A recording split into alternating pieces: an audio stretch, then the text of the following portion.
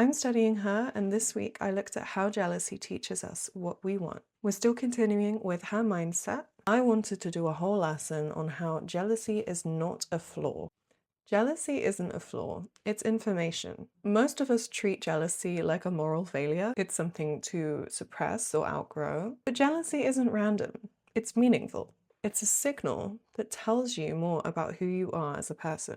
It shows you who you think you're meant to be and what you think you're missing. So we're not trying to get rid of jealousy, we are just trying to understand it. Some key concepts of this lecture are jealousy as information, not pathology, identity threat versus insecurity, selective comparison, proximity and people like me triggers, the relation between reaction, value, and intention. Jealousy hasn't survived evolution for no reason. If it served no purpose, we would not feel it so consistently and so specifically. Chapter 1. Why jealousy exists. At its core, jealousy is a protective emotion. From an evolutionary perspective, it helped us protect social bonds, notice threats to status or belonging, and stay alert to what others had that affected our survival. Obviously, modern jealousy is not about food or mating, it's about identity. Jealousy shows up when someone or something threatens the story that you tell yourself about who you are. And that's important. Jealousy is not the same as insecurity. Insecurity is vague. Jealousy is targeted. You don't compare yourself to everybody. You compare yourself selectively. There are people who feel similar to you, are in your age group, field, or stage of life. People who represent a path that you could be on. This selectivity is important. Chapter 2. Jealousy versus envy versus inspiration. If jealousy were just about wanting more, we would be jealous of everyone doing better than us, but we're not.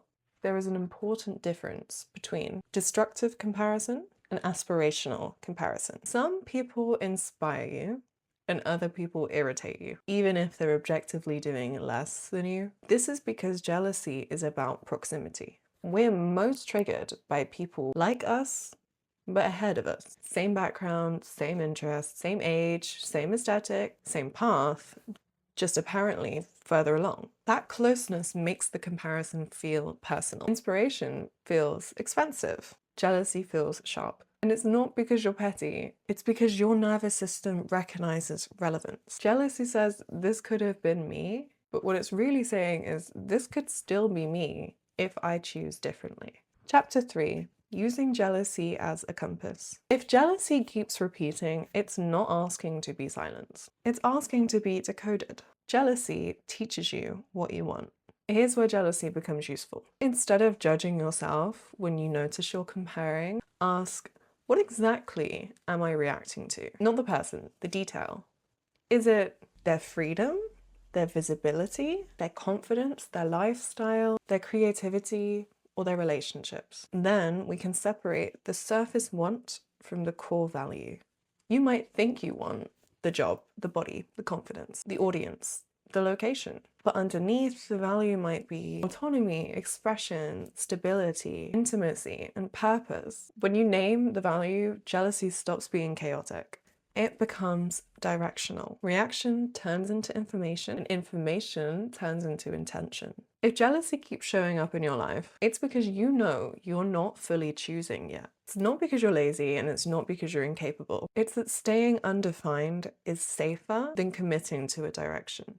Jealousy doesn't want you to copy somebody else's life. It wants you to stop pretending that you don't want one of your own. Once you know what you're reacting to, once you understand what you value, now you know what you want and you can choose your direction. Here are some reflection prompts that you can try yourself. 1. The trigger. Who has recently made you feel jealous? Be honest. And what exactly about their life and their traits and their person stirred that reaction? Number 2, the signal. If jealousy is information rather than a flaw, what might this feeling be pointing toward about what you value and what you desire? What's missing? Number 3, the distinction. Are you reacting to the surface of what they have, like status, attention, or aesthetics, or the core of what this represents? Like freedom, confidence, security, expression.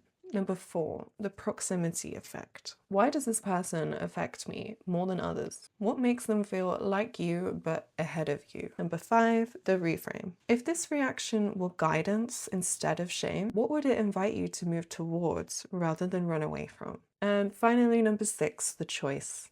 How could you turn this moment of comparison into intention, a value that you choose rather than resent?